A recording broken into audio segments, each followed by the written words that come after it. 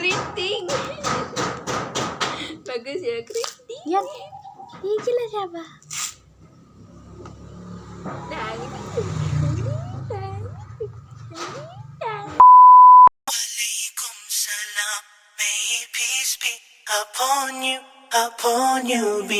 Assalamualaikum warahmatullahi wabarakatuh. Welcome back to my video channel. Apa kabar nih? Semoga sehat selalu ya. Minggu lalu kita membahas tentang perkembangan ekspresif pada anak usia dini. Kali ini kita bahas apa lagi ya? Yang pasti kita akan membahas putar pengembangan kemampuan berbahasa anak. Tapi bunda, ayah, dan para calon ibu, ada satu hal yang penting loh dari pembelajaran kali ini. Apa itu? Yuk, simak penjelasan berikut ini. Bahasa ibu. Coba tebak, siapa yang pertama kali mengajak anak berbicara setelah terlahir di dunia? Ya pasti ibu dong. Malaikat tanpa sayap yang senantiasa bersama kita. Pastilah ketika bayi lahir, ibu mulai berkomunikasi mengucapkan sepatah kata. Bukan hanya sejak lahir, tapi masih di dalam kandungan pun masih diajak berkomunikasi.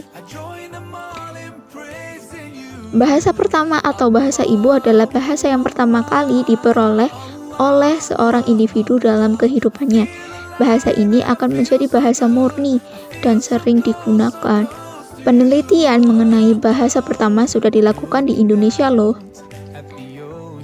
Pada tahun 2019, Amelin mengatakan bahwasanya ekspresi muka dan gerak tubuh yang diperlihatkan oleh anak dapat membantu orang di sekitar untuk memahami bahasa yang diucapkannya. Apa saja sih tahap-tahap pemerolehan bahasa pertama? Ada beberapa fase yang berlangsung sejak anak lahir sampai berumur 12 bulan. Nah, tahap yang pertama, pada umur 0 sampai 2 bulan, anak hanya mengeluarkan bunyi-bunyi refleksif untuk menyatakan rasa lapar, sakit, atau ketidaknyamanan. Sekalipun bunyi-bunyi itu tidak bermakna secara bahasa, tetapi bunyi-bunyi itu merupakan bahan untuk tuturan selanjutnya. Pada umur 2-5 bulan, anak mulai mengeluarkan bunyi-bunyi vokal yang bercampur dengan bunyi-bunyi mirip konsonan. Bunyi ini biasanya muncul sebagai respon terhadap senyum atau ucapan ibunya atau orang lain.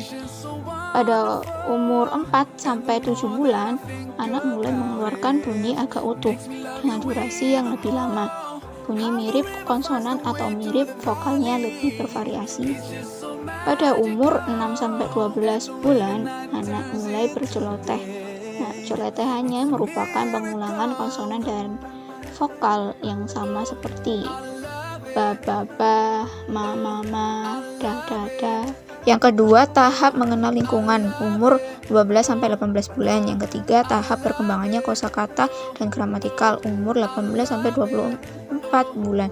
4. Tahap anak mulai lebih panjang dan tata bahasanya teratur, umur 3-5 tahun. 5-6 tahun menyerupai bahasa orang dewasa. Bisa kita simpulkan ya bahwasanya pemerolehan bahasa adalah proses-proses yang berlaku di dalam otak anak. Ketika memperoleh bahasa ibu, pemerolehan bahasa pertama terjadi di awal seorang anak. Pemerolehan bahasa anak sangat dipengaruhi oleh lingkungan keluarga di sekitar.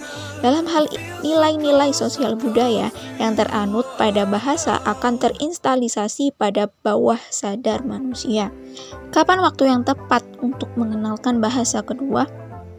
Seiring berjalannya waktu, selain anak memperoleh bahasa ibu, anak memperoleh bahasa kedua, ketiga, ataupun seterusnya. Sebelum menjelaskan kapan waktu yang tepat mengenalkan bahasa kedua, yuk kita simak ciri proses pemerolehan bahasa kedua. Yang pertama, anak menyadari proses pemerolehan bahasa kedua. Yang kedua, anak mendapatkannya lewat bangku sekolah dengan waktu yang terbatas. Yang ketiga, anak termotivasi untuk mendapatkan nilai baik dan menghindari rasa malu. Yang keempat, anak melewati periode kritis, yaitu siap menerima pembelajaran bahasa. Diperkirakan bermula pada usia 4 tahun sampai remaja. Dengan demikian, anak pada usia sekitar 4 tahun bisa diajarkan untuk memperoleh bahasa kedua ya. Apa manfaat penguasaan bahasa kedua dan seterusnya? Nah, manfaatnya yang pertama adalah merangsang anak untuk memperoleh bahasa dari orang tuanya. Yang kedua, belajar mempelajari bahasa universal atau bahasa daerahnya.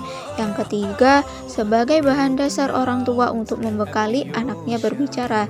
Yang keempat, memudahkan seseorang untuk bertukar pikiran atau ide dengan maksud dan tujuan tertentu. Yang kelima, membuat anak lebih reseptif dan diterima di lingkungannya. Yang keenam, ini yang paling penting, yaitu dapat memahami bahasa yang digunakan oleh agamanya.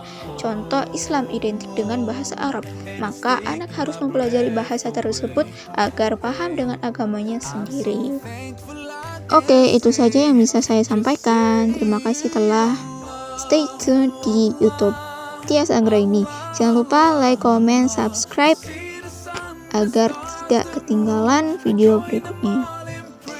Wassalamualaikum warahmatullahi wabarakatuh. Semoga bermanfaat.